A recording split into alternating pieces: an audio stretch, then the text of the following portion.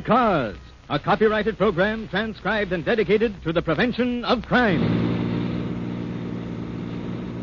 Calling all cars, attention all cars, broadcast 242 regarding an injured woman. Call an ambulance if needed. That is all. Gordon.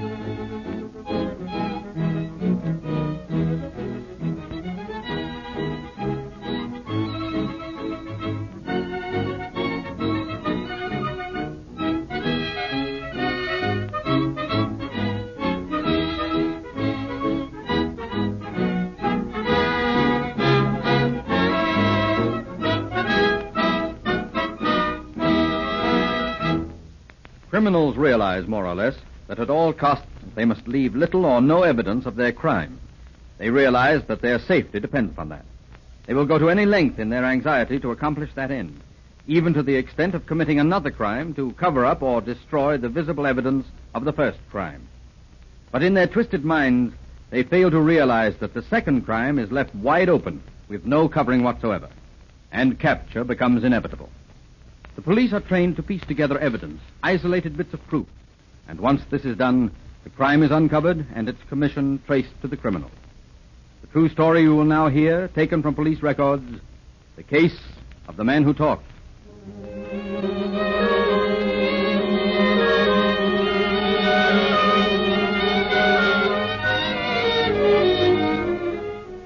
In the police station, a group of officers are passing the tedious hours of their shift playing dominoes. Okay, Louie. Here's your chance to even up the score. If I had luck like yours, I wouldn't be a copper. That's all right. You don't need luck. You just need to know how to play dominoes. Give me 10. I'll take 15. Guess our fire laddies are going to have a little fun. Yeah. I wish they'd move that fire station out of our police headquarters. I'm getting tired of hearing those sirens every time there's a brush fire somewhere in this town. Yeah, they are a little noisy. Now, give me 5. 5 for me. San Pedro Division, Captain Gentry speaking. Okay. All right, we'll look into it. Fuller, Vigneault, come here. Okay, Captain. What's on your mind, Captain? I just got a telephone call from that fire location. They found a woman in the house who apparently has been injured. They've sent her in. Where was the fire? On 4th Street. Not far, huh? How's she injured? I don't know. I think she was unconscious when they found her. Smoke victim? Maybe. You boys get on upstairs. You can find out when Doc Langland examines her. Okay, Captain. Let me know what you find out. I never got started on a game of dominoes that something didn't happen. Well, that's all right. That'll give you time to think up some new plays. Maybe you can win this game. Yeah, maybe if we'd stop having fires and getting calls on drunks falling down in the gutter and a few things like that. Well, why don't you give up your exalted position? I like the work. Hello, boys. What's on your mind? Captain Gentry wants us to check up on a woman they brought in from the fire. Might be a good idea at that. They're just getting her prepared in the operating room. Let's go in. All right. Probably just a smoke victim. I'm not so sure. Looks like she's been injured some way. She's no smoke victim, Doc. Look at that face. Well, this woman's hair is a mass of blood. There's something fishy here. Tom, I think we'd better take a run out to that fire. Hello, fellas. Captain Gentry wants to know what you found out. Oh, hi, Richardson. There isn't anything we can find out here. Something or somebody's given this woman a terrific beating. How's she look, Doc? Pretty bad. Know who she is? Nope. No report on her. Just an ambulance call sheet. We're just fixing to go out there. Want to come along? Yeah, I guess so. I'll get the address off the call sheet. See you downstairs.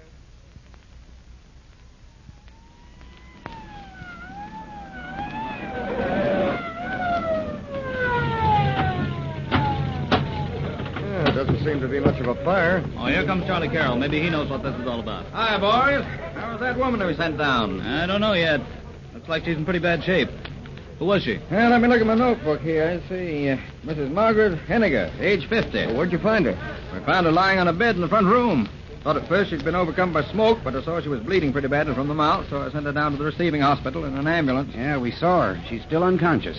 Well, was she here alone? No, her husband was here. He's around somewhere. He was asleep in the living room. Imagine he can give you more details. Where is he now? Yeah, he's in the house somewhere. Well, might as well talk to him.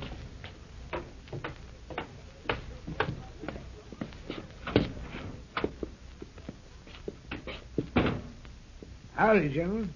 Are you Mr. Henniger? That's me. It looks like you had a little trouble around here. Yeah, there's quite a lot of excitement for a while. Tell me, have you seen my wife? Yeah, we've seen her. How is she? Well, she seems pretty badly cracked up right now. You're police officers, ain't you? Yes, we're just making a routine investigation. After we got the information about your wife being hurt, we thought we ought to look into the situation. Yes, sir. Sit down, gentlemen. I got some cigarettes somewhere. Here, take one of mine. Oh, thanks. Now, look, Mr. Henniger, try to tell us what happened, how your wife got hurt. Well, when I got in from work this evening, I found out supper wasn't ready. So naturally, I wondered where my wife was. Did she always have supper ready when you got home? Well, yeah, most of the time. What time did you get home? Oh, it was about 6 o'clock, I guess, when I got in. And what'd you do when you didn't find your wife in the house? Well, naturally, I went through the house calling her, but she didn't answer. So I thought maybe she was out in the backyard. What made you think that? Well, we got a rock garden out there with benches and chairs. I thought maybe she was sitting out there waiting for me. Maybe too tired to fix supper, so we'd go out. We do that sometimes. Mm-hmm. Then what? Well, it was getting pretty dark about then, so I went out there and I stepped off the porch rather hurriedly. I almost tripped over Margie, laying there right in the walk, just a little ways from the steps. Laying on the walk? Yes, sir. She seemed to be hurt some way. I thought she'd fainted, but when I started to lift her up, I saw a pool of blood under her head. Her face was covered with blood, too. I figured she'd slipped accidentally on the back steps and struck her head on that cement on the side of the walk. Well, what did you do then? Well, I picked her up and brought her in the house and put her on the bed there, in the front bedroom. I was going to call a doctor. Well, why didn't you? Well, you see, she was, I looked her over rather hurriedly, and I saw she was just suffering from nosebleed. But it seemed to be clearing up, so I just decided to leave her covered up with a blanket there for a while. And I figured when she rested a little, she'd be all right. Weren't you concerned about that nosebleed? Well, no. You see, she often has that. Her doctor says she's susceptible to it or something like that. Yeah, a lot of people are. Go ahead, Mr. Henniger. What'd you do then? Well, of course, the excitement and everything upset me a little. I was sort of stunned finding Margie out there in the yard and all like that. So naturally, I didn't feel like eating then. So I decided to sit down here in the living room, rest a while, then see what I could do for her after. Well, I guess I must have dozed off or something, because the next thing I knew, the yard was full of people. Everybody was yelling fire, and there was smoke coming into the room from the closet back there. I guess by the time I was on my feet and wide awake, the firemen were here. Did you go out to see what the fire was? I don't remember whether I did or not. Anyway, they found my wife just after they got here and rushed her off to the hospital. I ain't had much time to do anything around here. I was just trying to clean the place up when you fellas came. You think she's hurt bad? Well, we don't know yet. The doctor's still working on her. Did you throw any water on your wife or wash her face or anything to bring her out of her faint when you found her? No, I didn't. Why not? Well, I'll tell you. You see, Margie had been drinking a little. She'd found a bottle I had here in the house, and I think she took a little too much. What do you mean by that? Well, I don't think she really fainted. I think she just lost her balance and fell. Say, come on out. I'll show you where she was when I found her.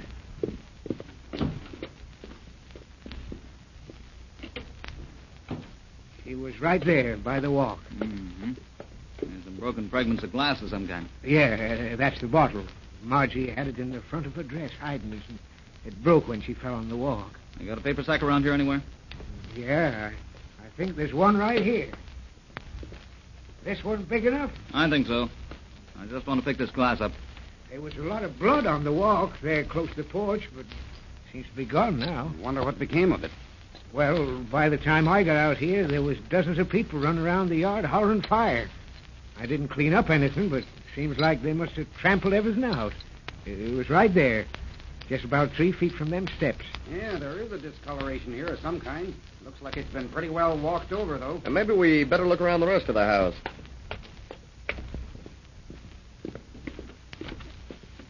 Did you hear any noise in the front part of the house? No, I didn't hear a thing. I was so dog-tired and sleepy, I guess couldn't have heard much. Was the front door locked? No, I don't think so. I came in that way, but I don't remember whether I locked it or not. I wonder Yeah, well, we'll check on that later. How about that fire? How'd it start? Well, you see, it started from defective wiring out there in that closet off the back porch. You see, the wires lead out across the backyard, and somebody had hung some washing on them. Either Margie or one of the neighbors. You know, I've always been warning her about that. And I remember just before I found Margie, I noticed there was some heavy blankets hanging on those wires. I didn't notice any clothes out there a while ago. Oh, no, they disappeared during the excitement about the fire. That's what makes me think they belonged to some of the neighbors. They must have come out and got them when the fire broke out. So the blankets pulled the wires down and shorted them, eh? That's the only way I can figure it out. Now, let's have a look at that closet. You say your wife's nose was bleeding when you picked her up? Yeah. Well, not much, though. Well, when we saw her down at the receiving hospital, she was bleeding from the mouth. Is this where the fire was? Yes, sir. Good thing the fire department got here when it did, or you wouldn't have much of a house now. Mr. Henniger, I wish you'd show us where your wife was when the fireman got here. Why, she was right in the front room. That is, the front bedroom. I carried her in there and laid her down in the bed. Have you got a phone? Why, yes, sir. Right out there in the hall. I think I'll call the station and see how your wife's getting along. Say, I wish you would. I'm worried about her. Now, here's the room right here. Is this the bed you put her on? Yes, sir. Looks like she was hurt pretty badly, judging from the appearance of this bed. Well, she wasn't when I brought her in. At least she didn't seem to be. You sure you didn't hear anybody come in while you were dozing in the other room? No, sir, I didn't hear a soul. But I can't understand how Margie was hurt so bad. Yeah, I was wondering about that, too. I just talked to Doc Langan. Oh, how is Margie? Apparently not so good. They just transferred her to the general hospital. Oh, if I'd only come home a little earlier, I might have kept this from happening.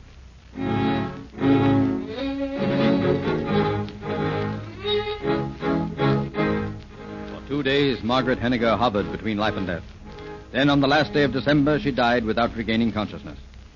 Lieutenant Vigneault was sent to break the news to the woman's husband, while Richardson and Fuller drove to the county morgue. Hi, Bill. We want to see the chart on Mrs. Henniger. Yep, here you are. I can't believe that woman was drunk. She doesn't look to me like a woman who was in the habit of drinking. I was just thinking the same thing. Say, Bill, this chart doesn't show any chest injuries or any cuts. We list the injuries as we find them, no more, no less. What's the autopsy report? Concussion of the brain caused by some external force. That's our cue to begin work, Lloyd.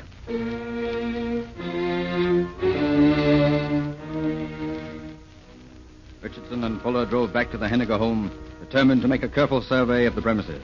Doesn't seem to be anyone around. Yeah, I guess the old man's making the funeral arrangements. You know, it just occurred to me that some of the neighbors around there could have seen anything that might have happened to Mrs. Henniger. I'd say that vacant lot there is about 50 feet, wouldn't you? Yeah, just about. Well, those people in that apartment house could have seen anything that happened in this backyard here. Those wires are low enough for a clothesline, all right, but wait a minute. There's a clothesline with clothespins on it. Say, this doesn't make sense. I want to take a pull on those light wires.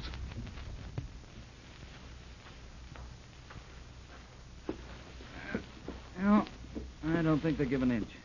Hey, these wires are fastened to this big insulator here with tie wires. Well, you couldn't pull them loose if you swung on them. Besides, they don't go directly into the house. They're lead-in wires through a conduit. Things don't jibe here. Look, I got a pass key. Let's take a look in this house.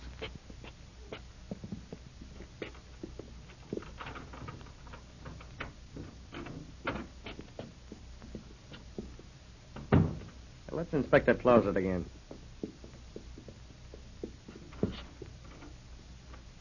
Uh-huh.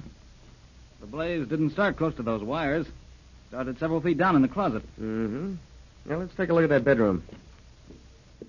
this place looks like it had been cleaned up. Yeah, Henniger said some of the neighbors were going to help him clean the place. Wait a minute. Now, where's the mattress? What mattress? The mattress that was on that bed. I know darn well it was there last night. I saw it. Had blood on it. Well, we'll probably find out when Henniger gets here. He may have sent it out to be cleaned. Yeah, he may have. Well, come on, let's go outside. I want to look at the yard again. Well, this here's been a pretty nice little place at one time or another. Probably worth a lot more than the old man paid for it. Oh, wait. Here comes Henniger around the side of the house. I want to ask him about that mattress. Good morning, boys. Morning, Henniger. Guess you come to tell me about Margie, too, huh? Well, I know already. One of the other officers was here and told me. Yeah, that's why we're here. Before we can close the files on this case, there are a few things we'd like to clear up. I'll help you all I can. Are you sure you didn't hear any noise or commotion or any kind of a struggle in the bedroom that night? No, guess I was too sleepy. I was just so tired and worn out. Hey, you wouldn't happen to know what neighbor hung her clothes on the light wire back here? No, I don't. I warned Margie lots of times about it, but she was too soft-hearted to say anything to him. I see. What became of the mattress on the bed where you placed your wife the other night? Mattress? Yes, there's no mattress there now. Well, I don't know. Some of the neighbor women were cleaning up around here. They must have taken it away, but I don't know what they could have done with it. You know who cleaned up that room? No, I don't. Well, we'll keep looking around, see what we can turn up on the case. We'll be seeing you from time to time.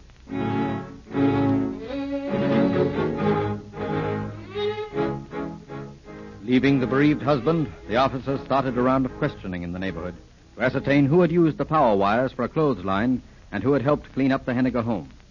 Back at headquarters, Richardson, Fuller, and Vigneault discussed the developments in the case. I can't help but think that Henniger hasn't told us all he knows about this deal. I'm inclined to think the same thing, especially since we couldn't find anybody who had been hanging clothes on the wires or anybody who helped clean up the house. You know, that guy may be old and stooped and bowed with grief, but physically he's a pretty hefty old goat. Yeah, he's no weakling. A ship's carpenter has to be able to do fairly heavy work. And besides, I've watched that old man while you boys were asking him questions. He may seem to think slow and move slow, but his eyes are shifty. You give him plenty of rope, and he's going to give you a clue as to who killed that woman. You know, something else has been puzzling me. Remember that woman that we talked to this morning, the one we asked if any of the neighbors ever called on Henniger? Yeah, I noticed that. Yeah, she sure made me feel like a fool when she suggested that if we thought he was so lonesome and was interested in how he spent his evenings, why didn't we call on him? Yeah, it's the simple things in life that we miss. Louis, what makes you think the old man's concealing something? Well, I've been watching him. He doesn't act like a man whose wife has just been murdered. At least not the way I think he should act. Oh, Louis, I think you expect too much of the old guy. What possible motive could he have for covering things up? I don't know, but I still think he knows who did this. And I think if we keep a close enough watch on him, he'll lead us to the guy we're looking for. Well, maybe you have something there. Let's wait and see.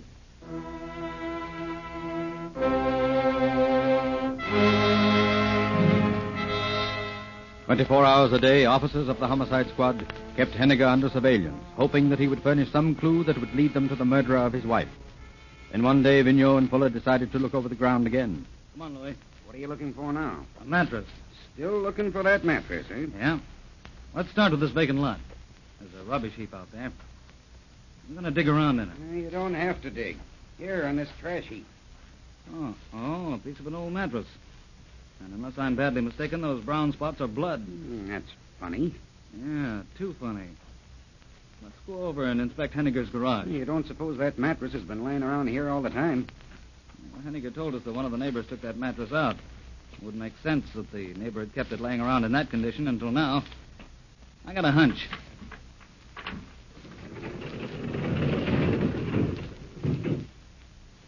Well, it looks to me like your hunch was right. Mm-hmm. It looks that way. There's a mark on the floor that could have been made when a mattress was dragged over into that corner. If you ask me, I don't think these spots on the floor got there accidentally. You mean the mattress was left here? I do. And I'm going to find out why. Quiet. Here comes the old man now. You guys still snooping around here, huh? Yeah, we're still checking. We'll have to keep on with the work until we're satisfied. All right, help yourself. I'd like to ask you some more questions. Yeah, I know. You're officers, and you got to hold your jobs. Well, let's sit down here on the bench. All right, go ahead. Let's get it over with. We'd like to know what you did with that mattress you took off the bed the night your wife was beaten up. Mattress? Yeah, mattress. I told you once there wasn't no mattress. Just blankets on the bed, and that's that. Anything else? What have you been burning in that rubbish pile back of the garage? Burning? Nothing. Who said I have? We're asking you. Why, that ash pile is a community dump. All the neighbors dump their stuff there and burn it. Well, we found a piece of a mattress there, and it had blood on it. We found evidence in your garage that something had lain in the corner and had been dragged out toward that fire. And that something left dark brown stains on the garage floor. Well, if there was anything in that garage, it's news to me. Seems to me if you fellas spent less time hanging around here and more time looking for the guy that killed my wife, you'd probably do a better job. You know, you may have something there. We'll think it over.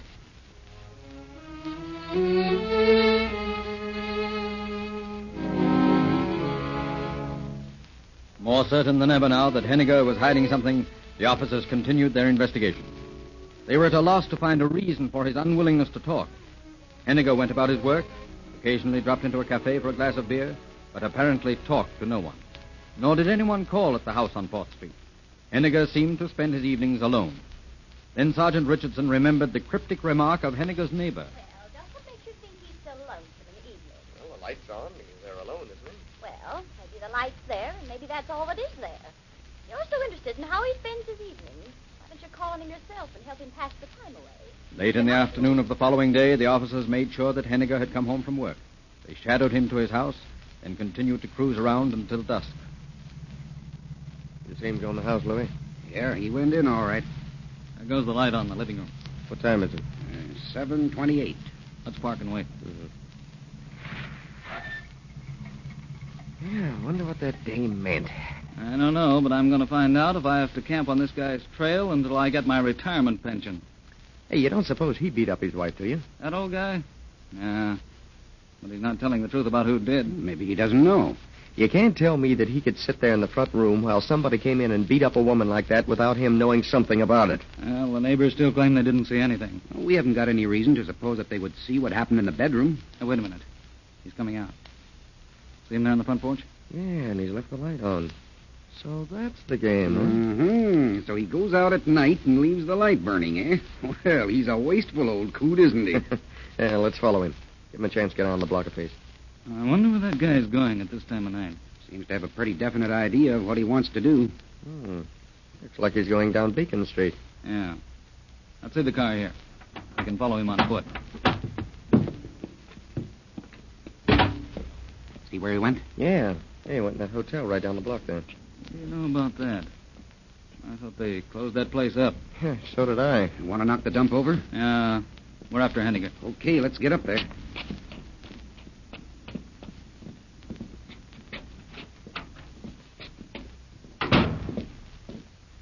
Looks like they put carpet on these places. Oh, no, you couldn't hear the cops coming then. Hey, what do you guys want to make so much noise for? You sound like a herd of cattle. Pleasant voice, dame, isn't she? Just hold your horses, lady. Oh, coppers, huh? I might have known it. You all sounded flat-footed. Well, what do you want? Now, look, sister, don't flare up. Won't do you any good. You stick right here in the front office. We want Henniger. Yeah? What do you want with him? Just a free tip, sister. You play ball with us unless you want a stiffer rep than you're going to get. Where'd that guy go? In the third room down the hall. Okay, we're going down there, and don't you try to tip him off. You stay right where you are. And don't be phoning anybody. Oh, there ain't no phone in that room. Wait a minute. Let's take a listen. Well, honey, I got the money, eh? How much? Enough to do us for a while. What do you mean, us? Well, we're going to get married, ain't we? Oh, yeah. Sure. How'd you get the money? Check or cash? I got a check, but I cashed it this morning. Got it with you? Yes, sir. Here she is right here. $2,700. I thought you said there were 3,000. Well, I had to bury the dame, didn't I? Yeah, I guess so. What about the house? That's mine, too. And the apartment house next to it, and that vacant lot alongside. She had a lot of money when I married her. Took you a long time to get it. Yeah, but you know how she was. She was a stubborn woman. You took an awful lot of risk for what you got out of. Where's the risk? Nobody suspects me. I hope not. How'd you do it? Heck, it was easy. I came home that night, and she was out on the back porch sitting in a chair. I walked up behind her and let her have it with a bottle right in the back of the head. Didn't it cut her? No. The bottle broke, though, and I threw it out in the yard. She fell down out there and started yelling her head off. So I had to kick her till she stopped. Then I took her in and threw her on the bed in the front room. Then I went out and set them clothes afire in the closet. That's all we want to know, Henniger. Get your coat and come on.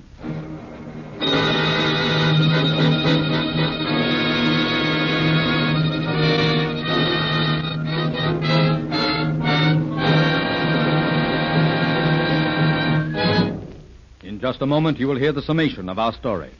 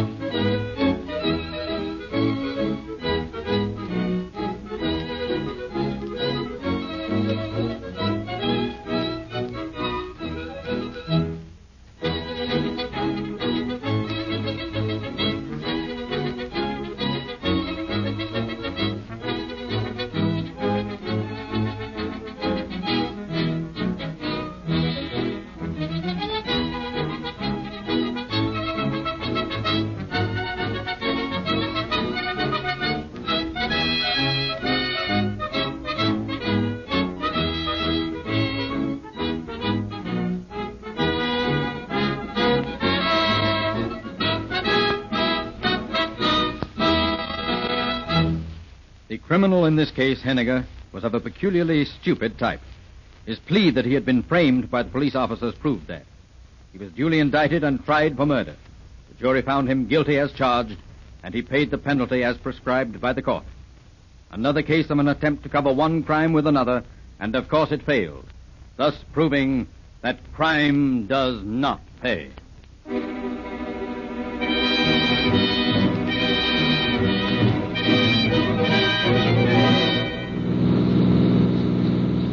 Calling all cars, attention all cars, cancellation broadcast 242. Suspect now in custody. That is all. Gordon.